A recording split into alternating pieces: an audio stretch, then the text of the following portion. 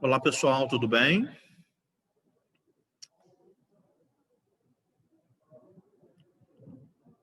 Vocês me ouvem? Ok. Professor, Por não? Acho que alguém falou alguma coisa. eu respondi que estava te ouvindo, professor. Maravilha, Estevam.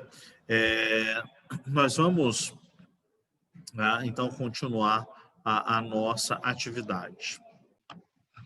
Pessoal, o tema do nosso encontro de hoje é o processo saúde-doença centrado na pessoa. E eu queria ouvir um pouquinho o que vocês acharam do vídeo.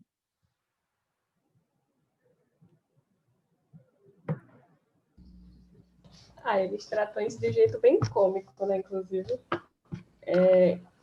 Ele mostra como o médico ele está fazendo aquilo mais para se vangloriar do que para atender à vontade que a pessoa tinha naquele momento. Bárbara, se você tivesse que marcar um X, você diria que o vídeo ele é cômico, você diria que o vídeo é trágico, ou você diria que o vídeo é sátiro? Sátiro. Exatamente, então ele não é cômico, né? Ele é sátiro. Então ele faz uma sátira da atuação profissional. Se você tivesse que marcar qual é o princípio bioético da terminalidade da vida, o vídeo retrata, que princípio bioético é esse? É a distanásia. A distanase. E qual o fundamento da bioética na relação médico-paciente não está sendo respeitado nesse vídeo? Autonomia do paciente. Muito bom, doutora Bárbara, excelente. Me fala um pouco mais sobre isso. Onde é que você acha que isso ficou evidente? No momento em que o paciente não queria mais, digamos assim, reagir a esses processos artificiais que o médico estava submetendo, então aí está o princípio da autonomia dele de não querer continuar com aquilo. Só que o médico, contrariando essa vontade, optou em ressuscitá-lo várias vezes. Essa vontade estava expressa? Como é que o médico sabia que o paciente tinha essa vontade? Então, no vídeo, vamos dizer que eu não consegui ver claramente isso, já que ela estava inconsciente. Então, tecnicamente o médico ele poderia continuar com a ressuscitação, já que o paciente ele não está na capacidade de dizer ou de deixar explícito suas vontades. Como é o nome do instrumento onde o paciente deixa explícito suas vontades por ocasião do fim da vida? Eu acho que é o consentimento informado. Ele tem um outro nome para o fim da vida. O consentimento informado é uma forma genérica, mas ele pode já deixar isso escrito tem um outro nome. Alguém saberia? Ordem de não ressuscitação? Tem um outro nome. É óbvio que não quer dizer, nesse instrumento ele faz uma orientação, né? Entre os quais pode não ressuscitar, enfim. Chama-se testamento vital. Lembra disso? Bom, mas Bárbara, ela não tinha um testamento vital e ela estava inconsciente. Então, você acha que o médico ele poderia fazer a ressuscitação, fazer tudo que ela fez nesse cenário? O que você acha? Bem, eu acho que nesse caso, apesar de mostrar implicitamente que o paciente não queria, como ele não tinha plena capacidade e nem dado nenhum consentimento esclarecido, o médico ele pode, vamos dizer, fazer o que melhor, o que ele quiser, vamos dizer assim, nesse caso. Claro, porque a medicina é centrada nele, né? Ou não? Não, é centrado na pessoa, no Então, indivíduo. quem era aquela pessoa que ele estava recebendo?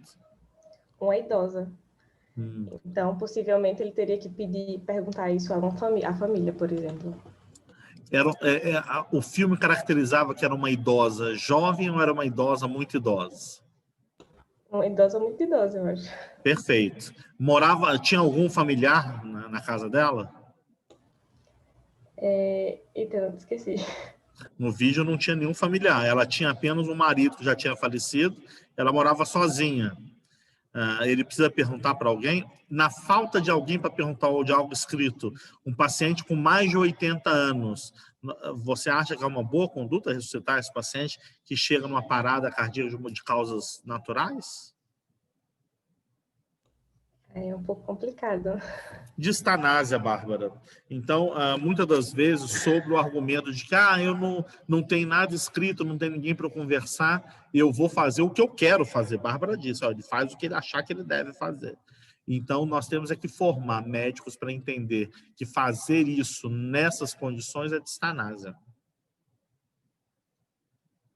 Mateus, o princípio da não maleficência primeiro, não prejudicar. Então, eu não diria que seria o principal elemento da relação, da bioética, da relação médico-paciente no caso, não. Acho que a Bárbara acertou todas as perguntas que eu fiz, é a autonomia, né? O paciente ter autonomia de ter a dignidade do fim da vida. E tem uma parte interessante do vídeo, não sei se vocês entenderam, aquela coisa onde tem um monte de gavetas e tem aquele cenário das gavetas. O que vocês entenderam daquilo? Ou o que vocês acham que o Antônio Bandeiras, que foi quem produziu o vídeo, o famoso ator de Hollywood, quis dizer com aquilo?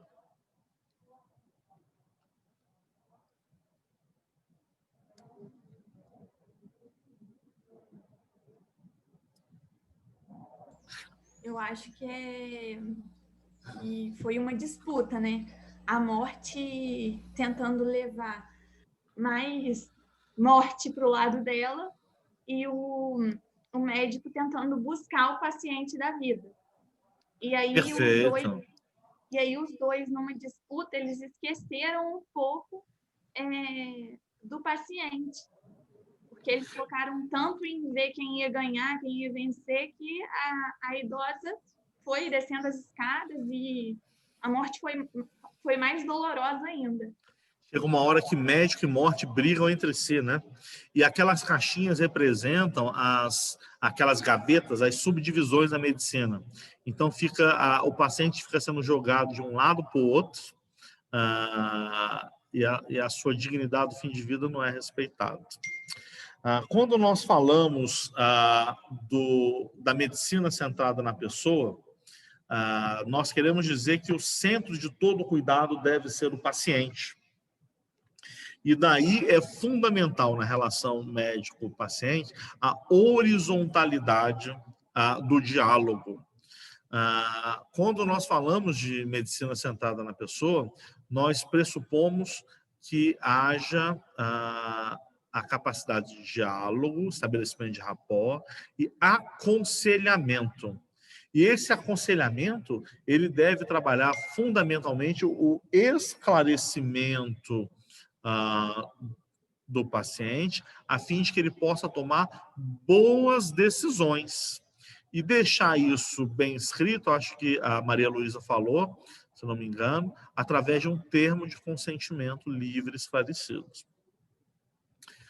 Importante dizer que esse termo de consentimento, ele não exime o médico de culpa. Então, vamos lá, vou dizer para vocês. Eu vou fazer uma cesariana. E eu digo nesse consentimento informado que tem riscos de lesar a bexiga. Tem riscos. Mas lesar a bexiga mostra que talvez não tenha sido respeitado o tempo cirúrgico, ou a tática cirúrgica, a técnica cirúrgica não foi bem utilizada. E eu, na cesariana, lesei a bexiga. E aí o paciente me processa por isso. Eu falo assim, olha, eu te avisei que isso podia acontecer, está aqui no termo de consentimento livre esclarecido. E o juiz fala assim, não, doutor, o senhor avisou que podia acontecer e por isso o senhor não será condenado por falta de comunicação. Mas está obrigado a indenizar a paciente porque o senhor cometeu uma má técnica e durante o seu procedimento houve uma lesão para o paciente. Então, o TCLE ele não exime o médico de culpa, mas ele exime o médico de ser considerado alguém que não esclareceu o seu paciente. E aí, gente, toda a medicina centrada na pessoa, ela é enfocada nos princípios da bioética de beneficência, não maleficência, autonomia e de justiça. E eu não tenho dúvida que nós devemos respeitar essas questões. E aí eu queria trazer uma questão importante dessa filosofia para a medicina centrada na pessoa, ou a centralidade do cuidado dos nossos pacientes, na capacidade que nós temos de ouvir os nossos pacientes e de respeitar as suas opiniões. Então, vou trazer uma questão para vocês. A mulher, ela tem direito de aumentar o volume dos seios?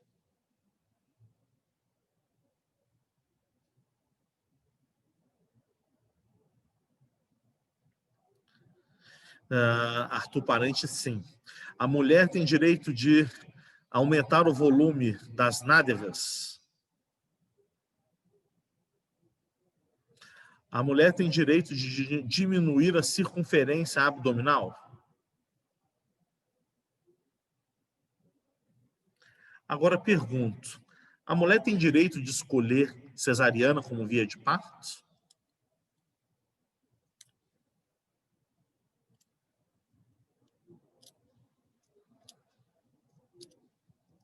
Vamos discutir isso? Algumas sim, repito, Júlia, se a mulher tem direito de escolher por onde deve nascer o seu filho. Aí depende, Luana. Depende do quê? Conta para mim. Depois o Júlio vai me falar que algumas têm direito e outras não. Não no SUS. O certo seria ter, deveria ter. No SUS não tem direito, Márcio? Conta para mim. Hoje eu acho que está com uma política maior de forçar a ser um parto normal. Então, dentro de um hospital hoje, no SUS, conheço vários casos, chegou, não está com iminente cara de estar tendo um sofrimento fetal, alguma coisa do tipo, a mulher fica 1, 2, 3 dias lá internada até nascer o parto normal. A hora que eles acham que passou um pouco do ponto, está com algum problema, aí eles caminham para cesariana. Mas hoje, o que eu vejo no SUS é isso. Márcio, e realmente eu acho que eles estão tentando mudar essa matriz de nascimento, já até conversei um pouco com isso antes em alguma outra aula, porque realmente no Brasil existe eu acho que um erro aí no pensamento do eu tenho que fazer com o meu médico. Então, por isso, ficou um pouco diferente a forma de parto no Brasil, que hoje, há um tempo, né, atrás, aí, algumas décadas já, virou assim, quase que completamente cesárea. Porque, geralmente, em vários outros países não é assim. A pessoa faz acompanhamento com o médico dela, faz tudo, e chega na hora que a criança quer nascer, e ela vai para o hospital. Ela pode até ligar para o médico dela, se ele puder comparecer, vai comparecer, mas ele vai ter o parto normal com a emergência do hospital. Então, no Brasil, criou esse negócio de, não, tem que ser com o meu médico, é o cara que me acompanha, e aí os médicos não querem fazer parto normal porque ele vai demorar 1000 anos lá esperando uma criança nascer, e ele marca 8 cirurgias no mesmo dia, faz 8 cesáreas no mesmo dia, e é isso, assim, eu acho que é mais ou menos o que eu vejo. Só que hoje, no SUS, eu acho que está acontecendo isso. Eles seguram o máximo até ver que não tem condições de fazer uma cesárea. Ô, Márcio, mas mesmo a paciente no SUS falando que quer cesárea? Doutor, eu quero cesárea. Sim, eu acho que mesmo falando que quer cesárea, eles vão esperar. Você está Pelo coberto... menos eu Você conheço relatos disso. Estou falando de relatos que eu conheço, que eu já vi. Esses relatos são completamente verdadeiros, Márcio. As mulheres do SUS que pedem cesárea não têm direito a cesárea. E, curiosamente, ou paradoxalmente, as mulheres do convênio que pedem parto vaginal também têm dificuldade de conseguir o parto vaginal, porque os médicos do convênio, muitos querem apenas fazer cesarianas à conta dos baixos honorários. Então, mostra que a medicina centrada na pessoa, ela ainda tem muito que evoluir. Eu queria ouvir um pouco mais, em especial as mulheres, sobre esse assunto. Isso que eu ia falar, isso que eu ia comentar também, da questão do SUS e a questão do acesso também, porque as mulheres chegam para serem admitidas e aí ou eles não tratam, não dão o tratamento que ela deveria receber, ou quando é um tratamento bom, elas têm que optar por um convênio. E no caso do SUS, a gente sabe que não é isso que acontece. A gente sabe que, às vezes, nem um médico consegue acompanhar a mulher no parto normal dela. Às vezes é enfermeira que auxilia, ou então entra familiar junto. E eu acho que acho que é até uma questão social e da falta de acesso. E também a mulher, com isso, ela não é ouvida, porque o desejo dela não é respeitado. Mais alguma mulher gostaria de falar sobre esse tema? Eu vou continuar ainda nesse tema, vou mudar um pouquinho o foco.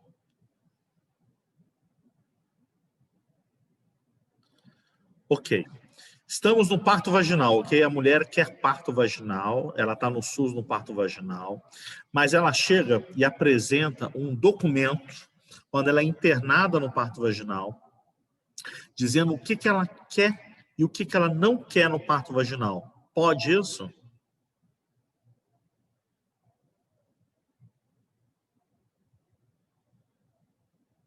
que vocês acham? Acredito que deveria, né? E você sabe, Márcio, como é o nome desse documento que ela apresenta?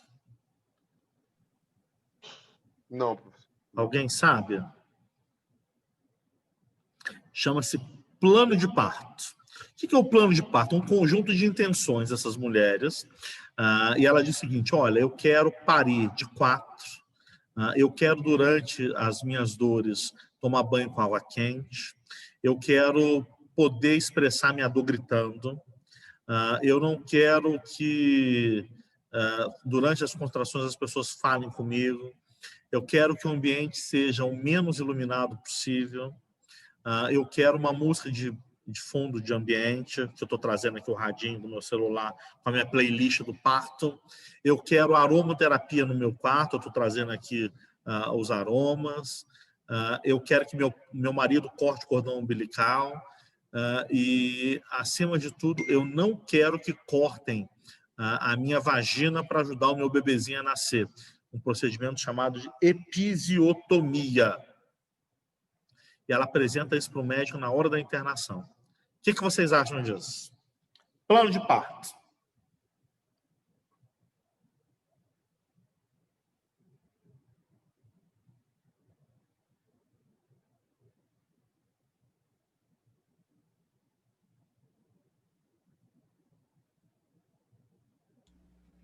Olha, eu acho que a mulher ela tem desejo de escolher, mas eu acho que aí vai entrar também a questão da disposição do médico, né? E da equipe que vai fazer o parto. Será que a equipe vai estar disposta a fazer o que a paciente quer? Afinal de contas, a medicina é centrada no médico, na equipe, não no paciente, não é, Luana? Exatamente. E é isso? Não, claro que não.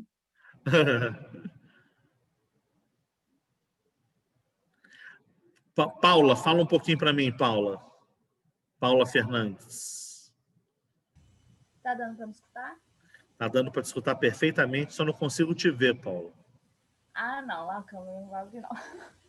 Tem problema, querido. eu acho que é totalmente certo fazer isso. Já vi muitos relatos de mulheres que conseguiram fazer isso, mas não dentro do hospital. Fazendo parto em casa, com doulas, essas coisas, mas eu acho que no hospital, muito difícil uma mulher conseguir ter um plano de parto, assim, e conseguir esse plano de parto ser seguido perfeitamente, assim, eu acho difícil demais. Tem muita violência obstétrica, né? E acho difícil demais isso acontecer, infelizmente. Paula, você acha que o parto domiciliar ele tem mais riscos que o parto hospitalar? Não. Então, eu te afirmo com certeza que tem mais risco.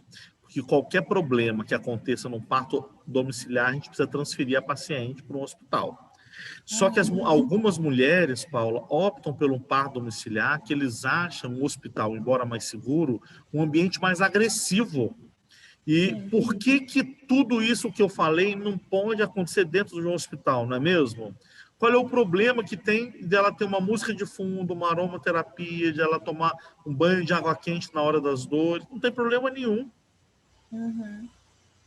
E muitas mulheres optam por um parto menos seguro, não hospitalar, para não sofrer violência obstétrica. Nós temos que garantir que nos nossos hospitais, nas nossas maternidades, elas sejam bem acolhidas e possam parir com segurança os seus bebezinhos.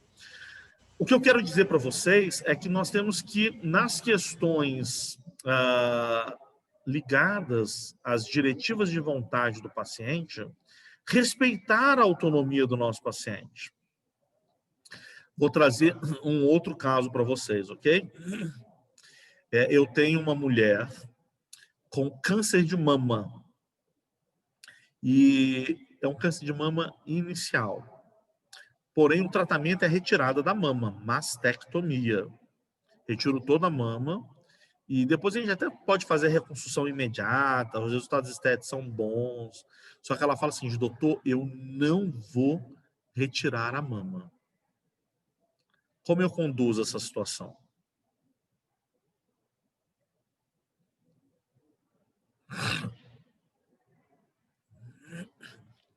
Não entendi. Ela vai tirar a mama ou ela já tirou? Não, eu fiz o diagnóstico de câncer de mama, Thiago, propus a retirada da mama e ela diz, não vou retirar a mama. Prefiro morrer a retirar a mama. Aí ele tem que explicar o procedimento, ele explicar quais as consequências da não retirada do seio.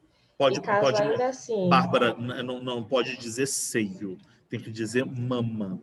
Porque seio, Bárbara, é o espaço interósseo, seio nasal, seio frontal. Aqui, a que a gente tem na glândula é mama, peito ou teta. Como teta, as pessoas fazem uma associação animal, mama ou peito. Tá.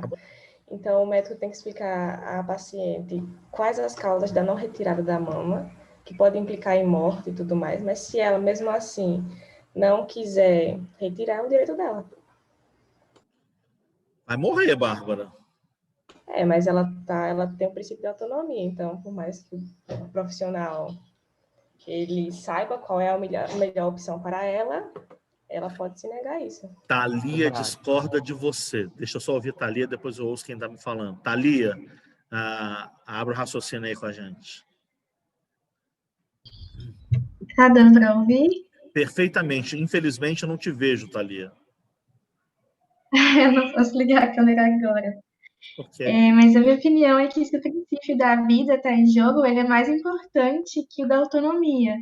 Então, a escolha da paciente de não retirar não vai prevalecer. Então, deve retirar, porque o princípio da vida está em jogo. O princípio da vida está em jogo. E aí, como é que eu faço, Thalia? A gente chama a polícia, leva ela para o hospital, prende, amarra e retira a mão dela? Não sei. Não. O princípio da vida está em jogo. Ela possivelmente vai morrer de câncer de mama. Se não morrer atropelada, mas se ela não tirar a mama, vai morrer de câncer de mama.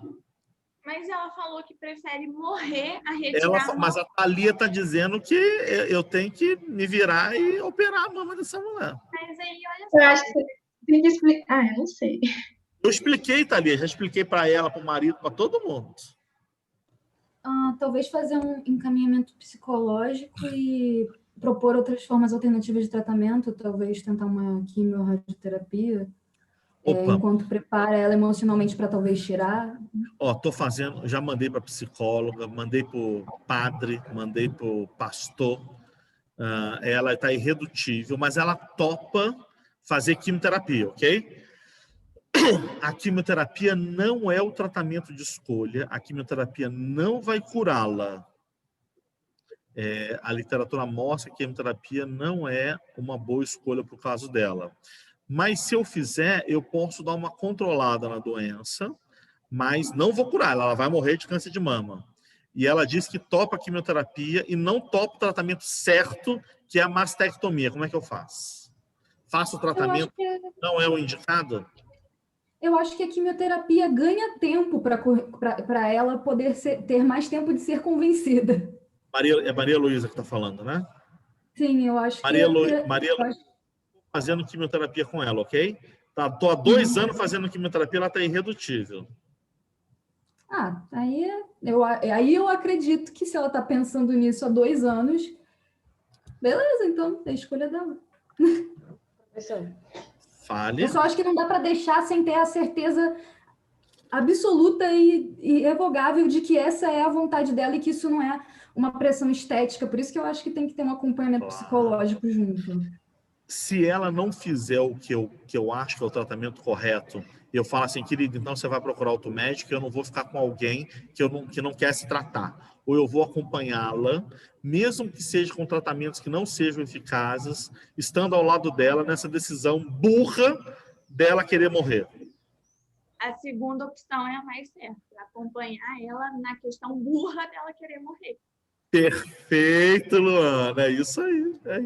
É que às vezes o princípio da beneficência se torna antagônico ao da autonomia, né?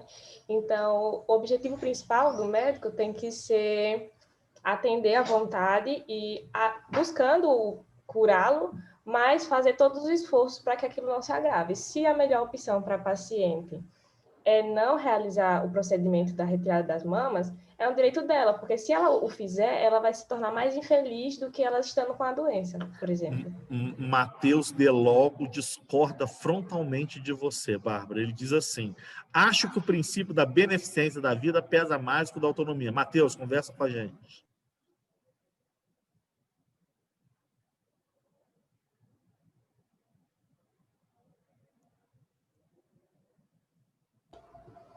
Então, professor, claro que eu queria concordar com ele, e seria o meu desejo, mas é o que hoje em dia se propõe, né, ao médico, independente da nossa vontade. Matheus está sem microfone. Eu vou fazer o papel de, falar que eu acho que o ser humano é extremamente adaptável.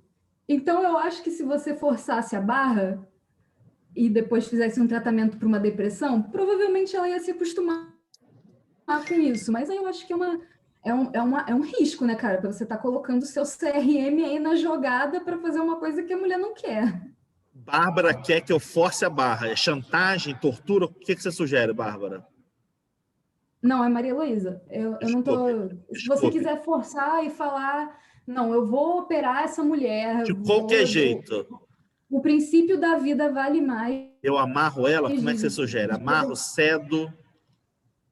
Sei lá, eu não sei como é que seria isso, mas assim, se você, por exemplo, quer entrar com um processo para o juiz falar que essa mulher é obrigada a fazer isso, eu acho arriscado, eu não sei se eu faria. É um dilema ético, mas é possível. Não é um dilema ético. É um dilema, moral, é um dilema existencial, Maria Luísa. Você não se conforma de alguém pensar diferente de você. Ela pensa diferente de você.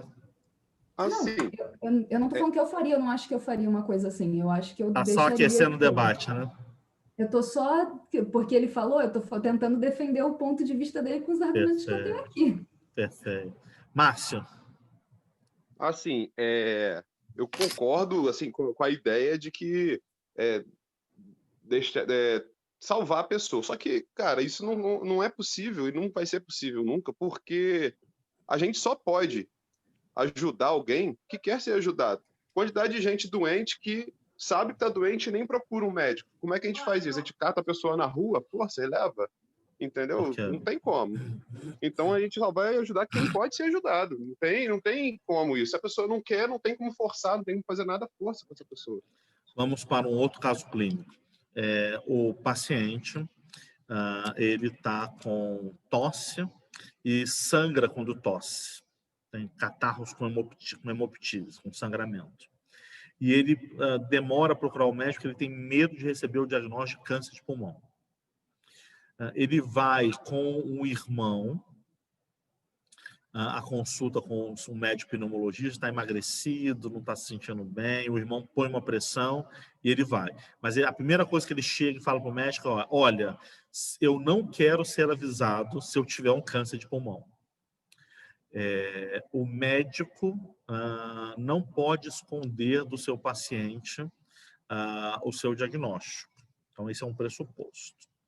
O paciente diz que não quer saber. E ele diz que se tiver que contar alguma coisa, para contar para o irmão dele, que está do lado dele na consulta. O médico não pode revelar o diagnóstico de um paciente para outra pessoa sem ser o paciente.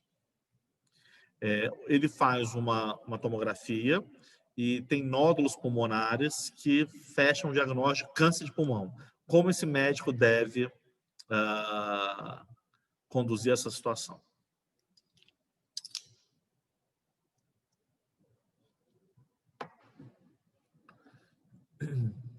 Então, até onde eu tinha lido, isso é uma exceção, porque o paciente está se recusando a receber a informação. Está se recusando. Está se recusando. Então, como isso é uma exceção, o médico pode dizer ao irmão, se for o desejo dele, e o irmão quem vai determinar qual é o melhor tratamento para ele, já que o próprio se recusou a entender o que está se passando. Caso o irmão não receba essa informação, ou ele não tenha ninguém, aí o médico pode determinar o melhor tratamento. A Paula Fernandes...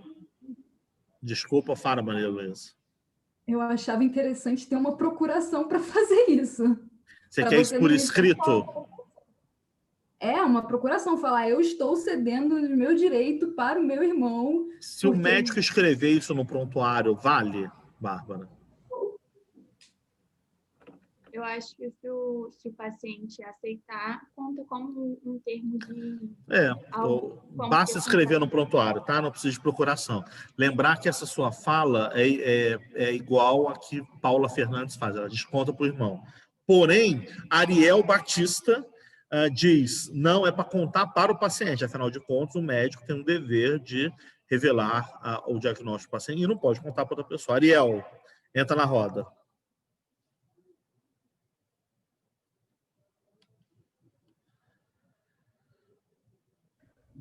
Professor, eu vou entrar em uma consulta agora que estou de Covid para renovar meu atestado. Desejo o melhor para você e ficamos todos na torcida, tá, Ariel? Já eu volto para o debate.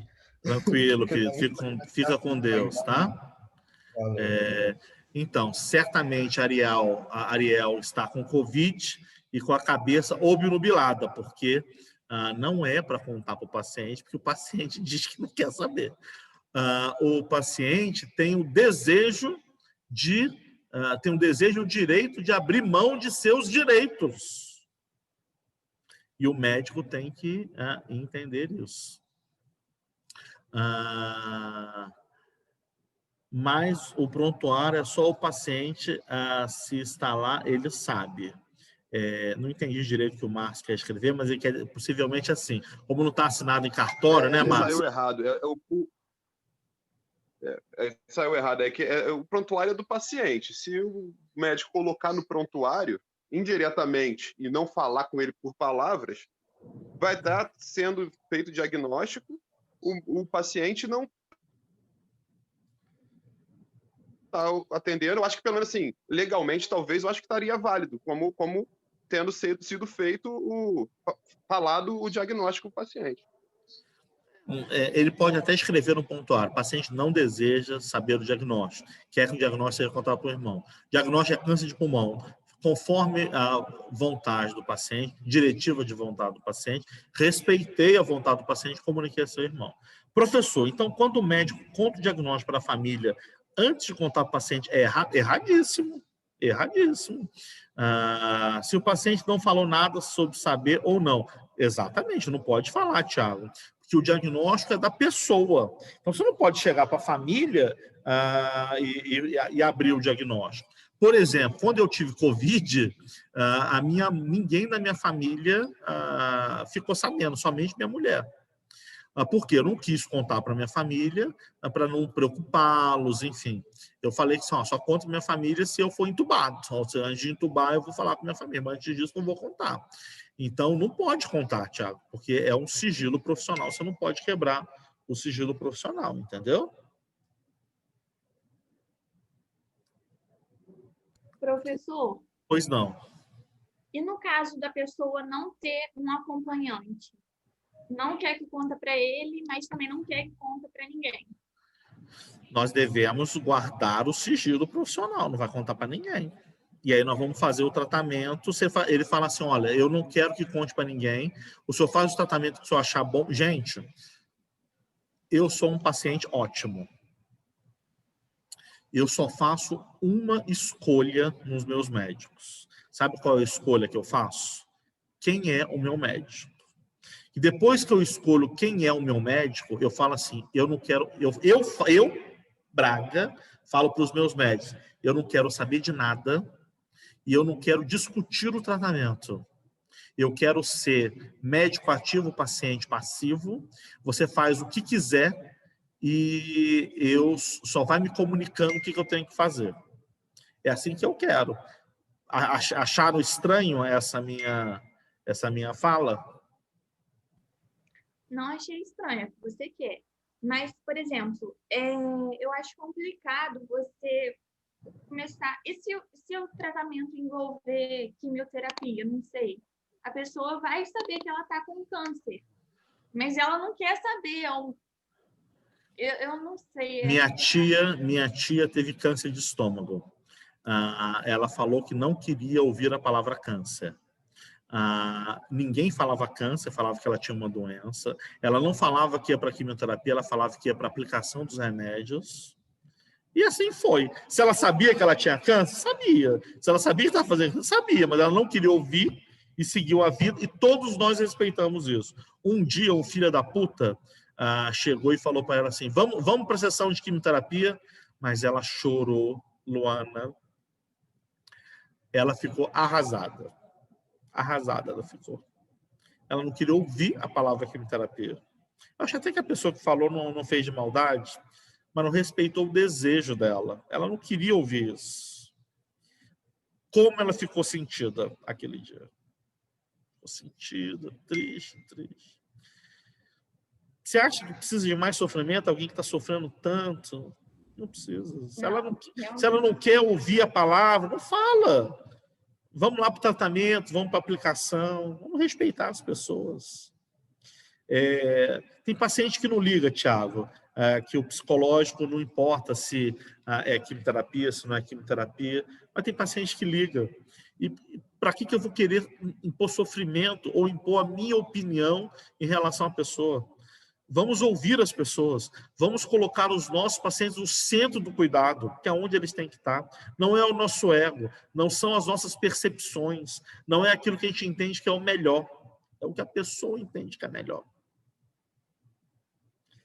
Essa é a proposta da medicina centrada na pessoa.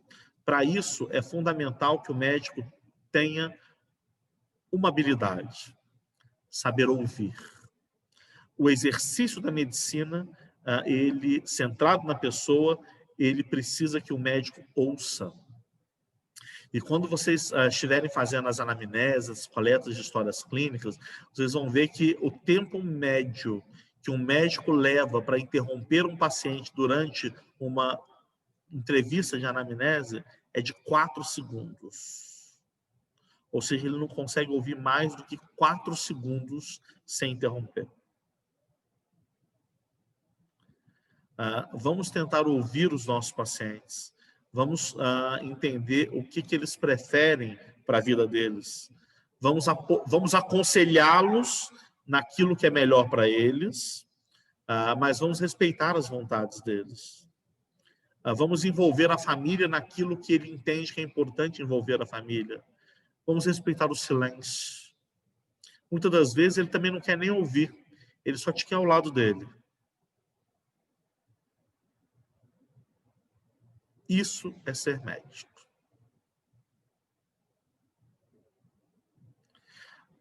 Essas eram as considerações que eu tinha para a nossa aula de medicina centrada na pessoa. E agora, para encerrar nossas atividades, eu queria fazer com vocês a avaliação da nossa manhã. Como é que vocês acharam que foi a nossa manhã?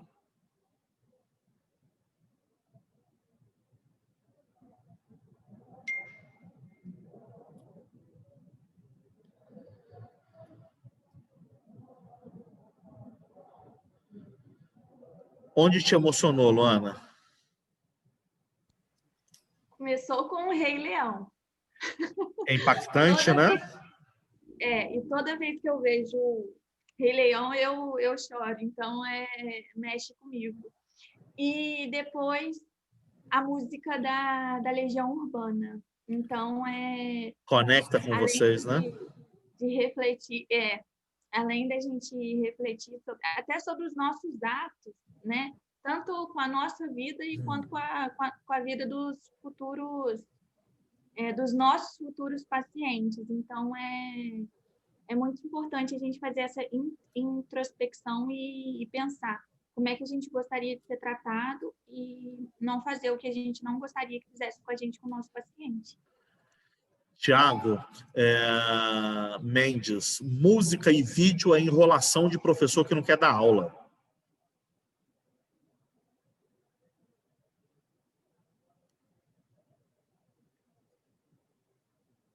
Não é não? Você está sem microfone, Tiago?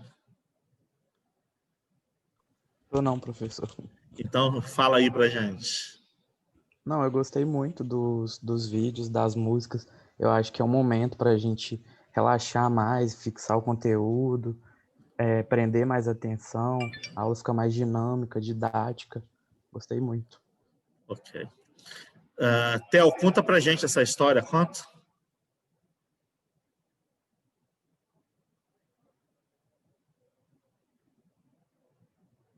Está sem microfone. Professor, minha avó teve câncer no útero e ela não acreditava em câncer. O que rolou foi um acordo entre minha mãe e o médico, eles trataram da minha avó normalmente como se fosse um outro tipo de doença. E no final das contas deu tudo certo. Ainda é algo certo de ser feito? Nós respeitamos a crença da sua avó, foi respeitado o tratamento que foi adequado para ela, ela foi tratada normalmente, possivelmente de forma correta, e no final das contas deu tudo certo. Há algo certo de ser feito? Sem dúvida. O nome disso é piedade. Está meio fora de moda, Theo, mas piedade, capacidade de colocar-se no lugar do outro, empatia, na verdade, é o coração do ser médico, do ethos médico. E o objetivo da Papillon é apresentar para vocês os valores da identidade médica, principalmente nessa primeira parte da disciplina. O que mais, gente? Avaliações da manhã.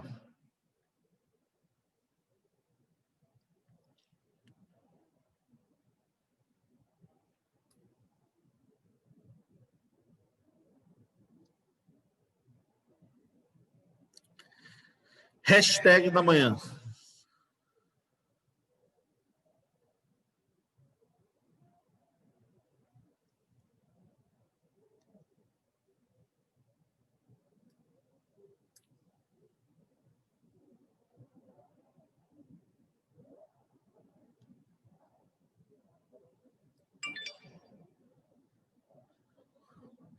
Chora não, coleguinha. Respeitar a autonomia do paciente. Tempo. Vinícius, fala pra gente sobre isso. Professor, durante a aula toda deu para pensar bastante sobre o tempo, sobre cada coisa tem o seu lugar na vida. E, tipo, não só as músicas que você mostrou, mas diversas outras que mostram tudo. Já disse para sua mãe e para o seu pai que você os ama, Vinícius, hoje? Já na hora que eu acordei. Eu só não moro com ele. Mas é sempre bom falar isso todos os dias, né, Vinícius? A gente não sabe que tempo a gente tem, né? É sempre o agora, né? A única É coisa que a sempre gente o sabe. agora. Paciente acima de tudo, pacientes em primeiro lugar. Perfeito. Foi uma alegria estar com vocês. Acho que captaram bem o que eu gostaria de transmitir. Reforço os votos de cuidado com a saúde de vocês e agradeço a atenção de todos, desejando um ótimo dia para vocês. Peço que todos coloquem o nome na listinha de chamada e vão saindo para as outras atividades. Um beijo no coração.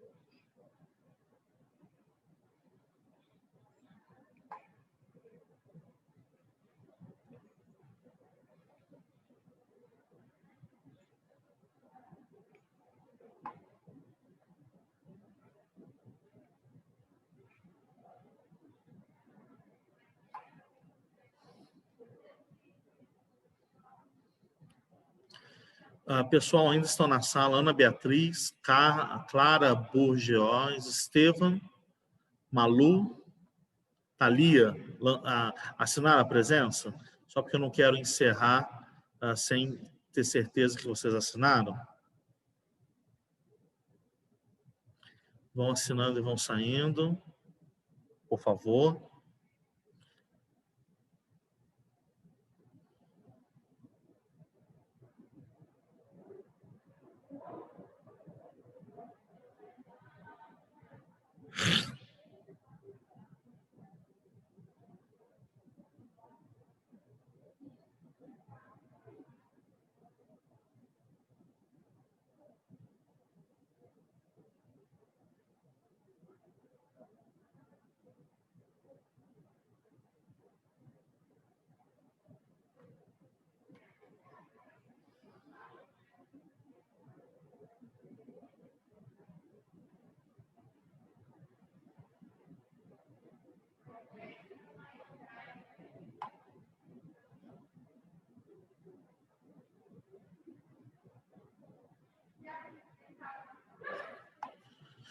Clara, Thalia e João, eu vou encerrar a sala. Preciso só que vocês assinem a presença ou saiam se já assinaram.